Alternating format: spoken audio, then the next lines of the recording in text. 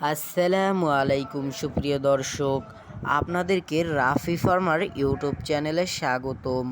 আজকে আমরা দেখাবো কিভাবে লাউ চাষ করতে হয়। বাংলাদেশে লাউ একটি জনপ্রিয় সবজি।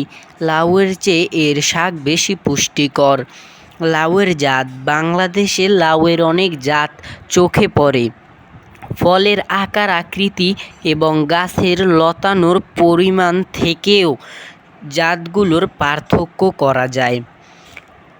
বাংলাদেশে ৩ ধরনের লাউয়ের জাত রয়েছে। এক, দেশি জাত, গাঢ় সবুজ থেকে হালকা সবুজ। ২, উন্নত জাত, বাড়িলাউ ১ ও বাড়িলাউ ২। হাইব্রিড জাত, গোলাকার বা লম্বা, হালকা সবুজ। অনেক মাটিতে লাউ ভালো উৎপাদিত হয়, তবে দোআঁশ মাটিতে লাউয়ের ফলন ভালো হয়। বেলে মাটিতে জৈব পদার্থ যোগ করে প্রয়োজনীয় সেচ দিয়ে সহজেই লাউ চাষ করা যায়। বীজ বপনের সময়: লাউ গাছের বীজ সাধারণত অক্টোবর-নভেম্বর মাসে বপন করা হয়ে থাকে। মাটি তৈরি: মাদা তৈরি, মাদার সার প্রয়োগ ও মাদার গর্ত তৈরি প্রভৃতি চাল কুমড়া চাষের বর্ণনার অনুরূপ।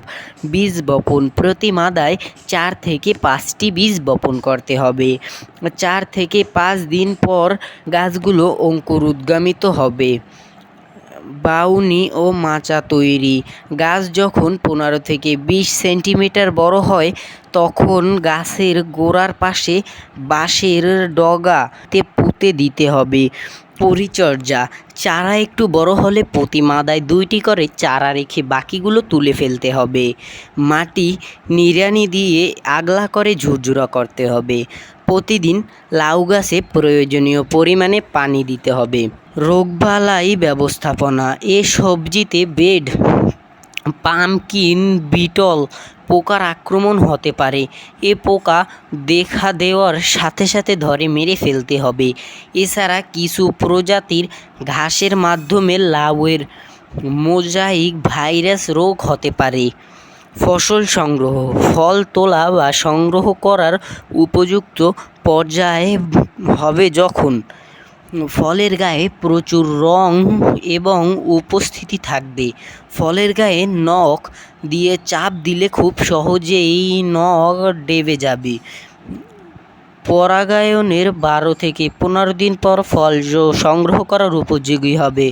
ফল: বাড়িলাউ ১ এবং বাড়িলাউ ২ চাষ করলে যথাক্রমে হেক্টর প্রতি ৩৫ থেকে ৪৫ টন পর্যন্ত ফলন পাওয়া যেতে পারে।